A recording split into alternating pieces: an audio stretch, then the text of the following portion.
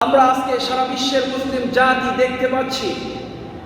এই যুগটাকেও আমার মনে হয় যদি আমরা বলি যে নব্য আইয়ামে জাহিলিয়াতের যুগ, তাহলে মনে হয় না যে ভুল হবে। কেন বলছি কথা? আমি সেই যুগ আর এই যুগের তুলনা করছি। সেই যুগে মানুষ মদ্যপান করে তার মায়ের সাথে জিনা পর্যন্ত করে ফেলত, নাউযুবিল্লাহ।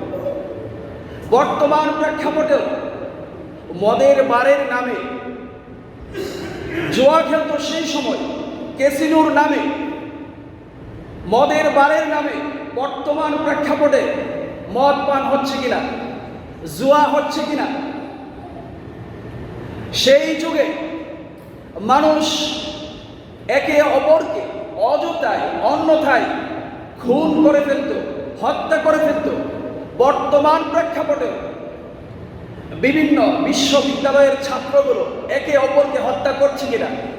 আমরা গত কয়েক বছর আগেও দেখেছি যে আবরার ফাহাদকে কিভাবে একটি বুয়েটের মতো বিশ্ববিদ্যালয়ে সাধারণ শিক্ষার্থী অপর শিক্ষার্থীকে অন্যায়ভাবে হত্যা করেছে কিনা।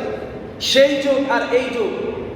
গতকালকের ঘটনা আপনি দেখেন, তোফাজ্জল হোসেন ঢাকা বিশ্ববিদ্যালয়ের মতো একটি ক্যাম্পাসে, একটি উল্লেখযোগ্য শিক্ষা প্রতিষ্ঠানে, আমি বলছি যে সেই যুগে সূর্য উদিত হতো, চন্দ্র উদয় হতো, তারপরেও সেই যুগটাকে বলা হয়েছিল আইয়ামে জাহিলিয়াতের যুগ।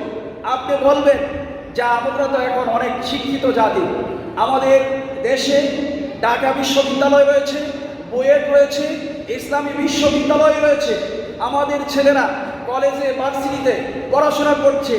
এই যুগকে মনে হয় আইয়ামে জাহিলিয়াতের যুগ বলা যাবে না।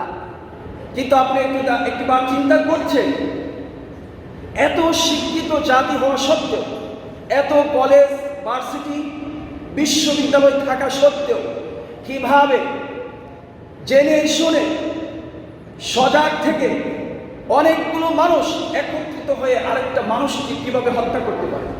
এই যুগটাকে আমরা কিভাবে একটা সভ্য যুগ বলতে পারি? এটা কি বলা যায়?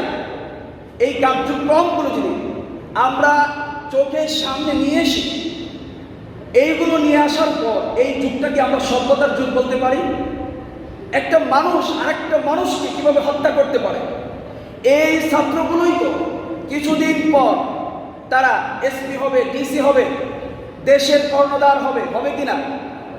ওই ছাত্রগুলো যদি বের হয়ে এসপি হয়, ডিসি হয়, আমার মনে হয় যে এক একটা ওসি প্রদীপের মতো তারা ভূমিকা পালন করবে কিনা।